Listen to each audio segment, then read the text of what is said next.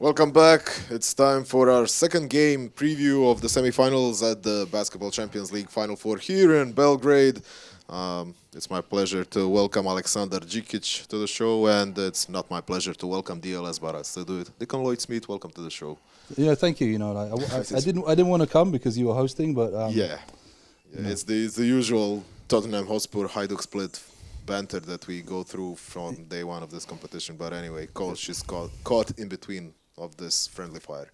The second semifinal is, of course... Keep on, guys. Yeah. No, it's fine. Just keep on. You see, I'm following the mic. Yeah. Do you really want to talk football? No, let's not do that. Murcia against Unaka is the second semifinal. Basically, this is similarities facing each other. This is two similar teams going up against each other, similar in composition and stats, because I was stat-wise... expecting him starting with we have two Spanish teams. he seemed to avoid that topic. Yeah, well, okay, let's try again. You try No, again. let's let him avoid that topic. Come on. No habla español. Okay. No habla español. Okay. Stat-wise, you've broken his exactly concentration the now. same in offensive rebounding, in assists, in steals, in blocks, in efficiency this season. Murcia and Unaka are basically the same team, right? Well, they are not, but they share some similarities, and I'll say it loud. Yes, those are teams again, Spanish teams with continuity / stability / hey, we on the Final Four. So what you're trying to say, Coach, is having It's coaches collective. stay Yeah. for more than 1 year at a time Yeah. is a good idea? I believe it's a good man. idea. I think it's super necessary in keeping the court players You mean together. like almost like they could spend more time coaching their teams and making them better? Yeah. Yeah. Yep. This is turning Why did into... nobody think of that No, before? this is turning into a sarcastable episode of South Park. So No, it's just like no. Joking aside, why? no. Joking aside, like, yeah, they have coaches who are there for a long time. They're successful. Sure. They have groups, especially Unikaha. I'm basically it's one guy. Difference from last year. Am I right? Yeah, Brizuela Darius left. out, Brizuela left. Mhm. And Yeah. Cam Taylor arrived. Yeah, so they're pretty good. They're super deep. I have no idea how they're going to share the minutes. Listen, sometimes people say less is more. This is this is the example. Like it's super hard. Super hard. Like literally, like you have to put somebody outside the team in order not to play him, because whoever plays, I mean, they have experience, they have talent, they have quality. You know, on the other on the other side, Murcia is Exactly the same. pretty much the same as you said. So it's going to be a good one, man. Really good one. There are a bunch of ways they play that we could kind of separate, but the feeling that I got is that both of them have really big, strong physical people at forward positions. So if you go with Kuruc for Murcia, you can go with Ejim for Unikaha. I mean, it's just like their front line is so big and so Yeah, strong. size on a 3, 4, 5. It's on both teams. It's super big. It's problem for every team. It's problem from every team, and they will match each other. Another thing is like they play. For example, Kuruc, he can play. You know how to say that within a system without place for him, because he's cutting game, moving without a ball. It's great, simply great. Yep. So like if there's like young coaches thinking about, hey, what should I do with my guys growing up? I said just watch him playing, because he's great without a ball. Great without a ball. Dan, we have Murcia as a team with 4 point guards. If you want to be honest, I mean, let's not talk about. Let me put it this way: you have 4 guys who can do partially point guard duties. Obviously, you know, Lude, Copain, Radebo, but St. Ross. Yep. Formation-wise, you can say, hey, he's like a 3 man, yeah, can play as a point. You know, we should also mention why that matters in this game, because Unikaha love to put pressure up the floor. They don't want you crossing half court without somebody making you change directions or face the other way. If you can share that load between people and someone else brings the ball to the floor. That's huge. Like we were talking about the first game, how they're going to approach Regland on one side, Huertas, or on the other. Like, do you want to press or you want to just cut him off? So I don't know what's smarter. I believe in the energy and in controlling the energy of the game, whatever. I believe in ball pressure. Anyway, 3, 4, 5 huge on both teams. A little bit different, but both teams can. For example, they have a 5-man who can shoot. Yep. So both teams, the way they are covering pick and rolls, I believe they will have to adapt a little bit. Higher to the ball.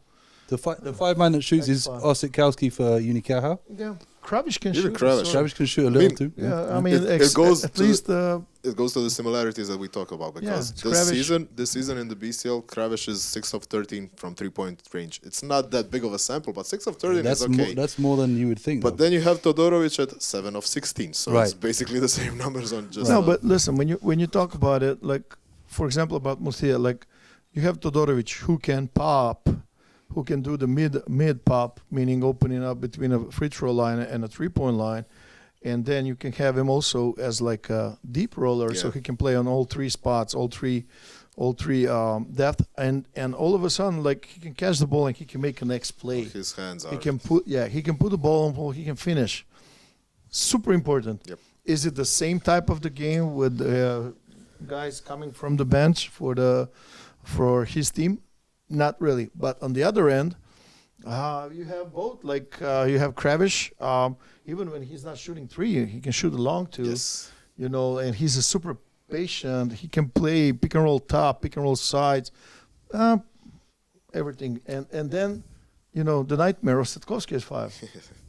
It's funny because when we did the content day, we had this segment of asking players who's going to score the first point and how. Mm-hmm.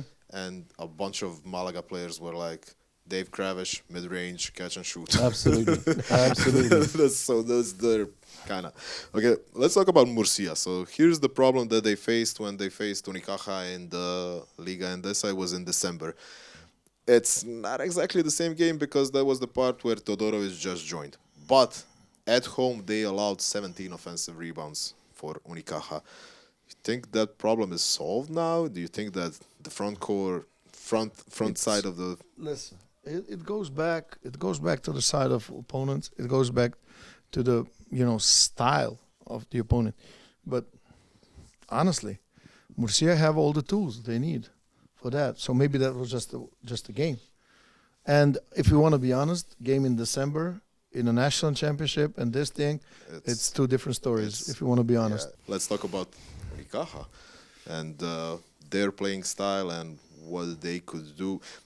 So here's my thing about Unicaja's defeats, but when they win so many games, and it's now up to a 40-win season for them, and it's back-to-back 40-win seasons, you kind of tend to watch the stats and the games that they lost to see what goes wrong if they lose.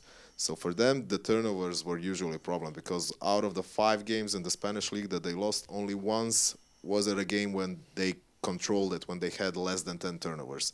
All the other was... We're talking about Unicaja now. Yes. But listen, if you expect them to score a lot in transition, well, you have to swallow some bitter pills. Yes. So, or if you want to pull a break and say, like, let's slow down, it's fine. But they're very good. They're very good in transition. They run, statistically, they're scoring the most. Yep. But then there is another, level to it, like fast break. But they're scoring also in early offense, before defense is set and everything. The problem is, they will play against Murcia, who's also scoring in a fast break, and their early offense tendencies, like they're posting up a lot, and we were talking about Kuriks, but they will post up Sliva, who is underrated, low post player. Radovic is also underrated low post. They are very, very, very good. And, obviously they have those guys who can, go coast to coast like Anis is doing. Just pick up the ball, go. Gone. Radabo. So it's different, stylistically a little bit different ways of scoring in fast break. Murcia, they're looking for those passes down low. Yep.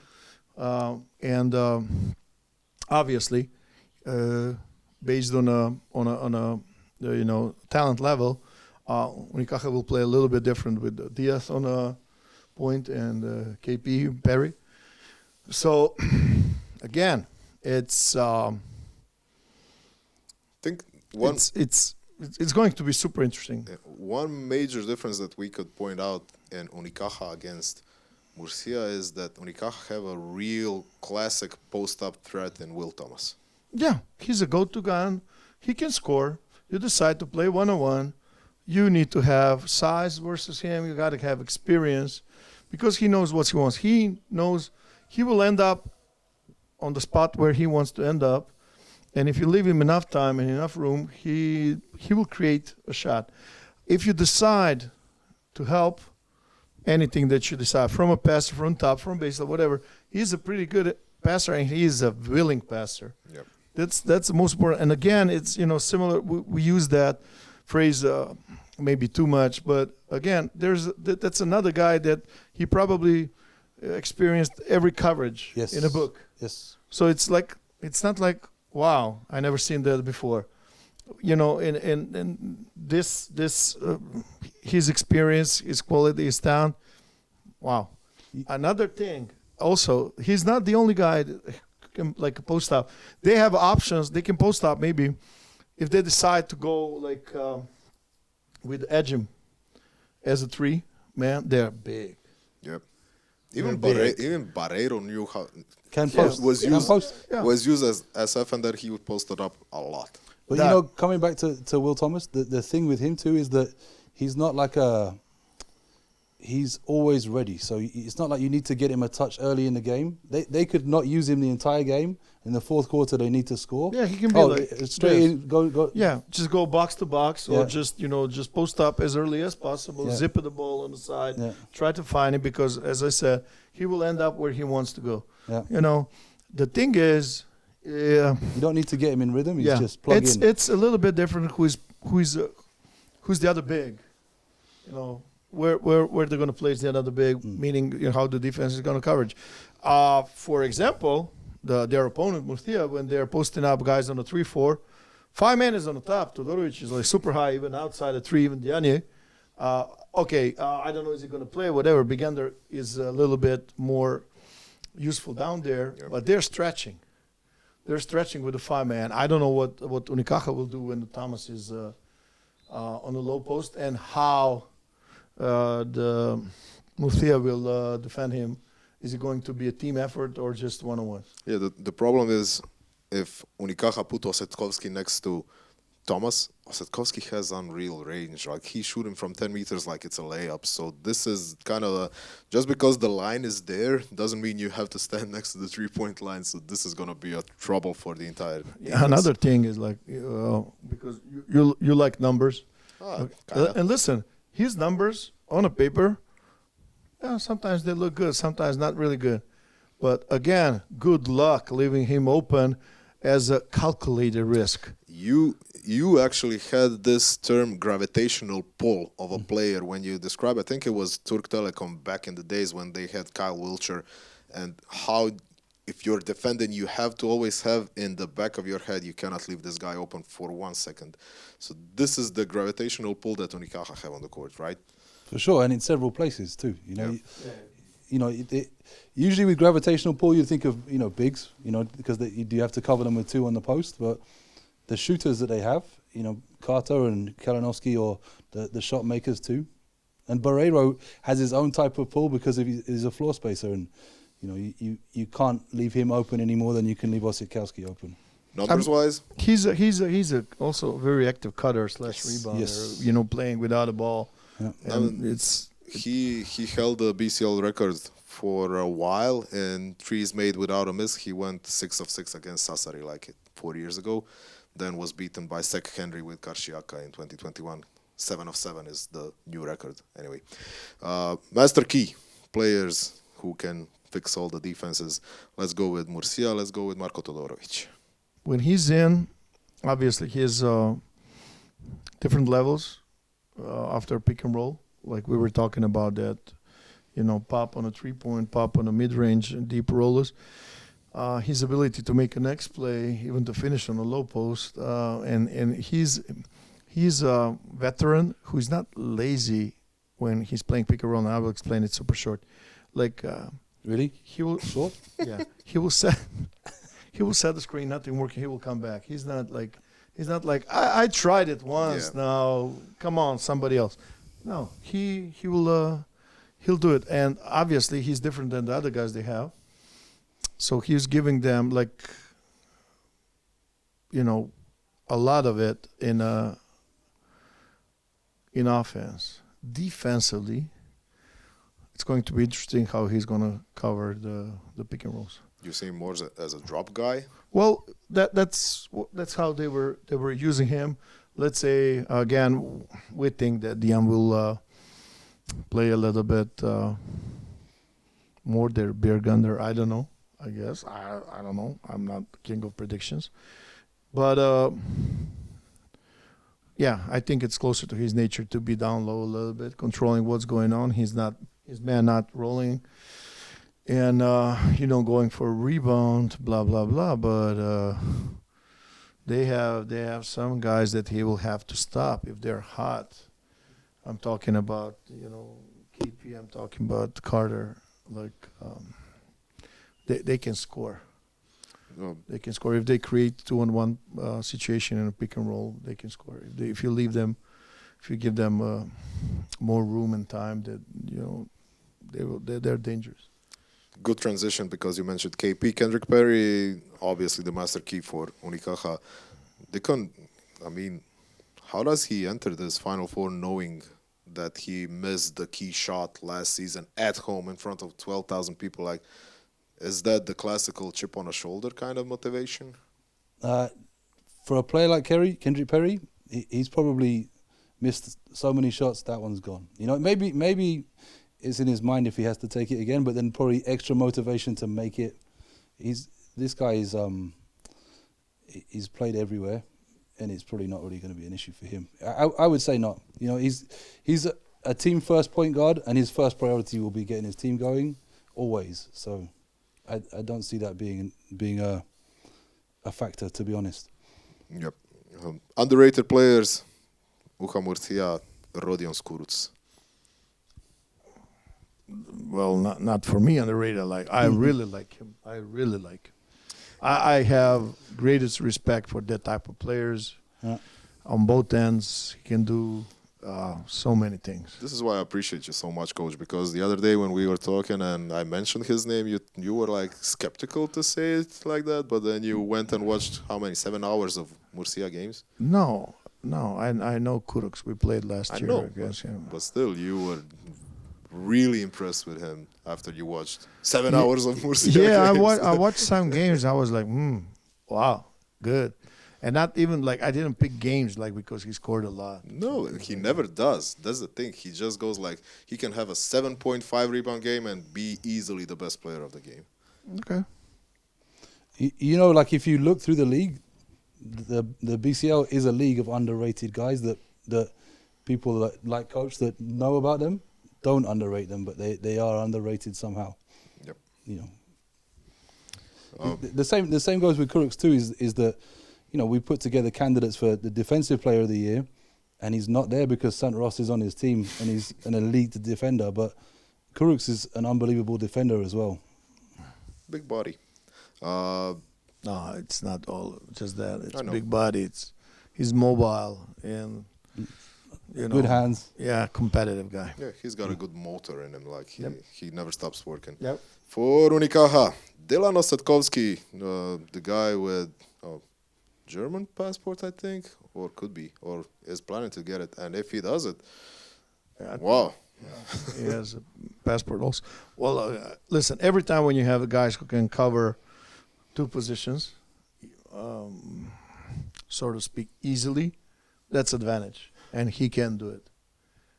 Especially if, with Todorovic out, he can cover 5. And as a 5, we do understand what will be the biggest threat for him, and he will open up the floor for everybody else. Meaning, for those guys who can create off a dribble, Perry, who is like rim finisher, or Carter, who is like ISO guy. and that you need to open up the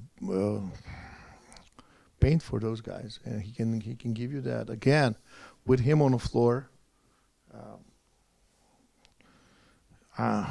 It's going to be interesting how they're gonna treat those pick and rolls on the top, above free throw line. Yeah. They actually had like this one set similar to Spain, where Osovski kind of acted like he's the shooter guy. But why not? He can shoot. He can set a screen with a big body, and he can shoot. And it changes because suddenly you don't want to switch it. If you play against defenses who are solving Spanish pick and roll with guard switch, and then all of a sudden after that switch it's X4 on your best scorer or the ball handler in that action. And it's an X4 that can play 5. Yeah, meaning, so it's not it could be a problem for everybody. Then you have to make a decision, is it still the same coverage? Like if it's with a 4 with guards, guard, many teams are switching, some other guys are covering differently. And also, he's active. He's active. He can put the ball on the floor. I think he's a little bit underrated. And with his ball handling skills. Sure. Microwave guys or instant offense guys. You guys picked Jonah Radebo and Tyson Carter. Yeah, you don't need explanation for that. Of course not. If you watch either of these teams, it's pretty. And listen, so it's me and your friend. We were talking about this. Like when you have a guy coming off the bench like Kalinowski, who can do it. Boom, and it's all of a sudden 4-4, from 3-point. But you still have a Carter. It was like, who are we going to pick? Carter is like, we were talking in game 1, like if everything is not working, he can do something out of nothing. Kalinowski is extremely good coming off screen shooter. He is... he's almost like a Sasu Salin Mark II. Like same as those guys that we were talking playing for Tenerife. Yeah. He knows the coverages. He's not forcing. Option A, not there. Option B, automatic. Just go, keep on moving. And he knows he has a green light in offense. Obviously, Navarro is doing a great job. When he's on the floor, they're running offense through him. He's trying to maximize his abilities, and that's a good job. Are you surprised that Jonah switched to Murcia so fast? Like, because he struggled so bad in Galatasaray. Like, it wasn't even a shade of the player that he was when he was in Ludwigsburg. Yeah, I will just be very quick. He did ask me the question. Oh, he did ask you? Yeah, he's looking at me. Come on. Anyway, I will avoid. Nobody came here to hear my answer. I will avoid this. I will explain. Yeah, I know. I will explain. I was chasing him hard this summer. I was chasing him hard. He's one of my favorites. So we were close to having Radebo as a Jerusalem player, you're saying? Yeah. Really close or not close? No, really close. If it's not from my point of view, like if it's not Galatasaray, he would be with us. I believe. And he would be a very good fit. You guys had the best defense in the BCL. Had Jonah Radebo as a defensive guard that can score. That would have worked. Yeah. But bad news, you didn't get him. Good news, we have a color commentator for this show and for the BCL Final Four. And we have Radebo at Final Four. So it worked out perfectly for everybody. Somehow it worked. Everybody's a winner. Oh, he's going to beat us. Not everybody's a winner. Not everybody, okay. No, not everybody's a winner. Radebo might be a winner. No, he's a winner for sure, winner. man. Okay, but listen, he find a place where obviously he's playing well. Is he like a top scorer there? Am I right? Since he came? Yes. Yeah, right. It's limited. It's small sample size because he just arrived. Yeah, he's like 14, 15 points. Yes. Yeah, but it's kind of hard to tell because he had one game where he went off for 30 points against Ike. So it peaked in one game, but he is more consistent than he was in Galatasaray anyway. Okay. So please find him today and tell him do not score 30. Because it bothers him a lot. Yeah. No, I mean, I don't. Okay, it's fine. I enjoy it when somebody goes off with Spanish teams because it's usually a nightmare to give them any kind of award because the numbers aren't there, like, so you can see it from miles above. Yeah, because of the minutes, or- Because they spread it, so I mean they're 12 deep, both and all three of them are 12 deep. So Yeah. who's the MVP for Yeah, Unaka, I mean, Murcia, or like, Tenerife? the- No one knows. It's we had the experts and we had the ex players and the ex MVPs predicting the Final Four and guessing the MVP. Like they had 6 or 7 guys mentioned as the MVP, and you could go like, I could see it. I could see Osovski win it. I could see Carter win it. I could see whoever win it. So it's legit with the Spanish teams. Hardest to guard. We picked a set from UCAM Murcia where they go early offense, Kuruc's post up. Well, listen, it's not a play like a play. Exactly. But if they recognize the good option for them on the low post, they are not shy to pass the ball down there, and they know how to play. They, as I said, if Todorovic is in, he'll spread. Even Diana will spread, and they have super active help side. They will cut. So it's plus nobody helping. They have those guys who can score on the low post. Simple as that. Coach, what makes that so difficult to defend when it's in transition, the post up? Well, it limits the ways of how you're going to handle the player who is trying to post it up before the pass, because you don't know what's going on the help side. Is your help side in position? Is he ready or not? So just to give you an example, for example, you cannot front. If they're posting up a little bit higher, meaning second, third block. You play you play on the top side 3/4, which opens up the baseline drive. And actually, if you're playing on the top side of the posting up guy, you are out of the position to rotate, meaning that somebody have to come from the help side. All those things are limiting the options in a transition. So basically, it's have to be as simple as it sounds, like try to push him out as much as possible. Hardest to guard for Unaka, Kalinowski going all the way off screens, his screen game. Yeah, when we say hardest to guard, it's like, hey, it's got to be super high on that whiteboard before the game. Like, hey, what we need to control, that's him coming off the screens, and basically that's how they're gonna treat how the defense gonna treat Kravish and Osovski on the pick and rolls above the free throw line.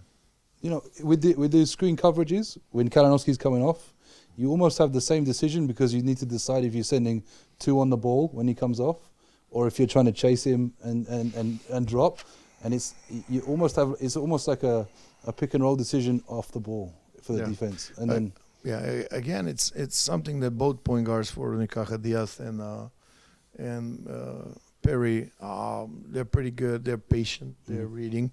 So going over the screen, as you said, like shooting the gap on the top, fading to the corner, they are patient enough. They will adjust the angle, find a way. Then it will probably most of the time automatically force the defense to switch. Then if you switch, you have a big guys inside. It's Kravish, it's Osovski, and then there is a guy that we don't mention. That's Lima. And listen, Lima is experienced. He's aware of the situation, so limited the minutes, but he can change a game in those while he's on the floor. Yeah. What I want to say, it's like they have a size that will make switches on the last screen a little bit problematic. For example, like some teams are automatically switching down screens or wide pins with a 4. Well, if it's a Will Thomas and you stay with X2 on him, that means that if the ball goes deep, you have to come up, from the help side for sure. Okay, that's a wrap. I think we kind of went through all the stuff that we needed to go with, all the games, all the players, the sets, and it was a pleasure actually talking to you. It went by really fast. So it's 3 seconds. 3 seconds is the name of the place where I'm going to sit, so you can come. 3 seconds, okay. No, really, like you come out and you go to the right, that's the name of the place. Okay, 3 seconds. 3 seconds. So that's the length of this podcast. Okay. Let's do this again on Sunday, right? Yeah, Sunday late. Sunday? Late. Late? Late. I mean, sure. Let's do it. Anyway, That's because of you, man. of course.